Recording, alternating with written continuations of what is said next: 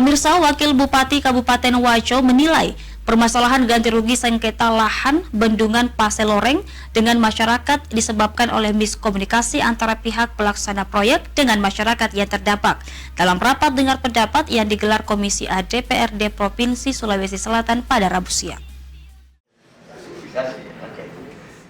Wakil Bupati Kabupaten Wajo Amran turut hadir dalam rapat dengar pendapat yang digelar oleh Komisi A DPRD Provinsi Sulawesi Selatan pada Rabu siang terkait ganti rugi pembebasan lahan bagi warga yang terdampak pembangunan bendungan Pasir-Loreng Kabupaten Wajo. Rapat tersebut menghasilkan beberapa kesepakatan antara pihak pelaksana proyek dengan masyarakat yang terdampak. Salah satunya pemindahan kuburan yang akan dibayarkan setelah mendapat persetujuan dari pemerintah Provinsi Sulawesi Selatan.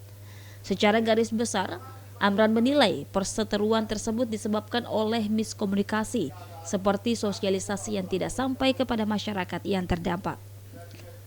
Proyek strategis nasional tersebut disebutkan telah dibangun sejak tahun 2014, namun yang menyebabkan pembangunan menjadi krusial adalah proses pembebasan lahan warga yang terdampak untuk pengadaan tanah. Insya Allah kami dari pemerintah Kabupaten Wajo bersama Kantor Pertanahan baik itu dari Provinsi Sulawesi Selatan maupun dari Kabupaten Wajo, insya Allah kami akan sinergi untuk